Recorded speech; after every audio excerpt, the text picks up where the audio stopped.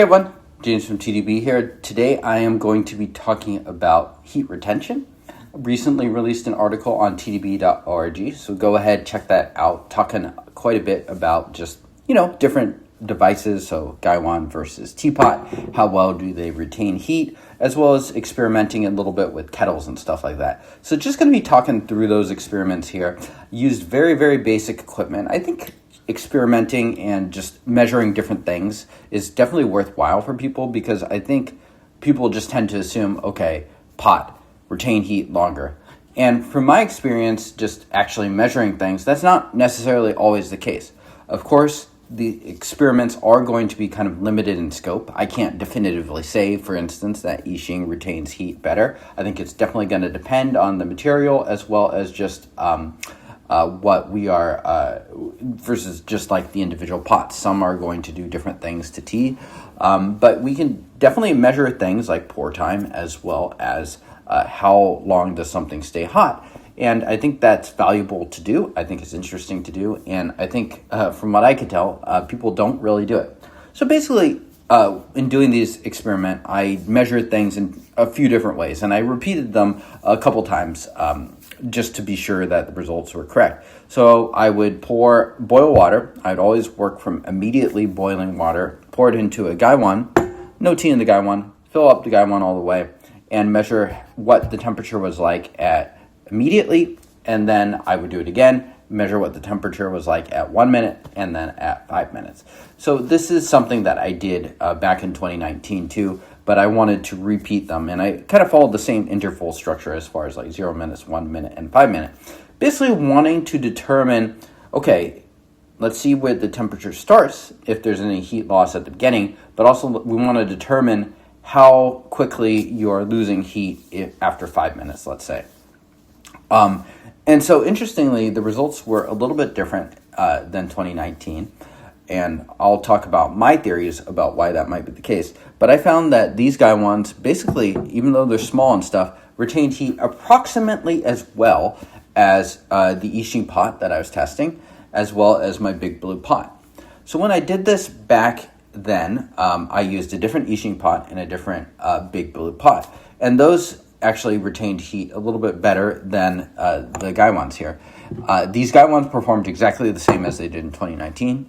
Expected, so that makes sense. So I think there is something going on where the material might play some difference there. Interestingly, I also compared a 120 milliliter Gaiwan, which I don't use all that often, and that actually retained heat the best, and it started out hotter than the other ones too. So I think that's kind of interesting. Another thing that you'll sometimes run into people doing is underfilling. So let's say I have this Gaiwan, but I only want to make half the tea or whatever. So I will use the same ratio, but I'm only going to fill it to 35 milliliters until all the way up 70 milliliters. Terrible idea. Don't do this. You're basically sacrificing some temperature there. So underfilling is just not a good idea. The results are consistent with what I found back then. I think you lose something like 20 degrees Fahrenheit. So if you're underfilling, you're basically sacrificing temperature in favor of that. So use appropriately sized vessels and fill them up all the way, please. That makes a very, very big difference. It makes a difference at 0 minutes, 1 minute, and at 5 minutes. So you're just losing it very quickly.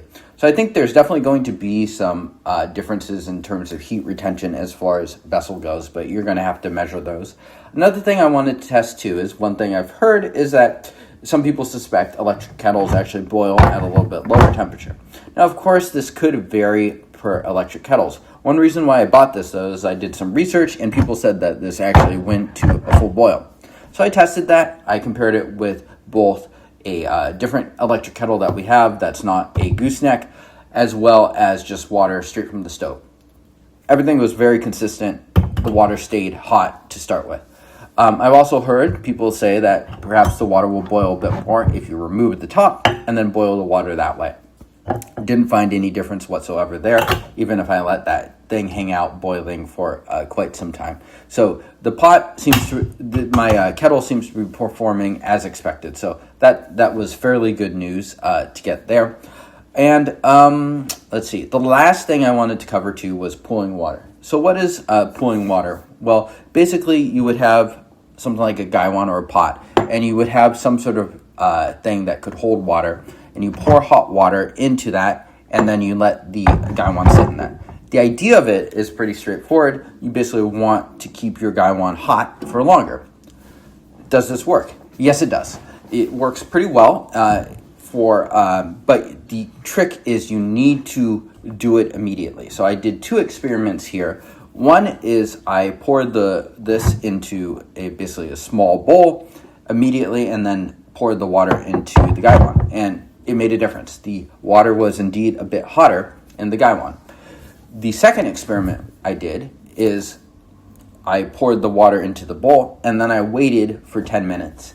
And, it was still pretty hot, the water in there. And then I poured the water into the gaiwan. So the pooled water was a bit cooler than it would have been if I poured it in immediately.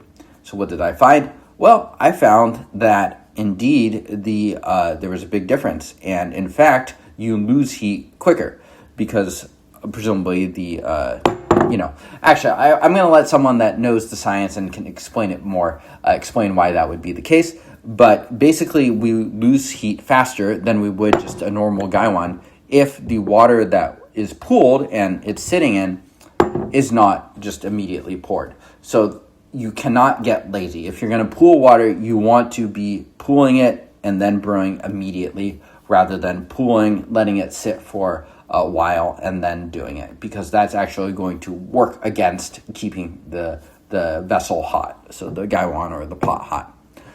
Okay, so those are just some of the quick run through as far as the experiments I did. Go check out the article on the site if you want to get more into just kind of the actual individual data of degrees and how much cooler something gets versus not.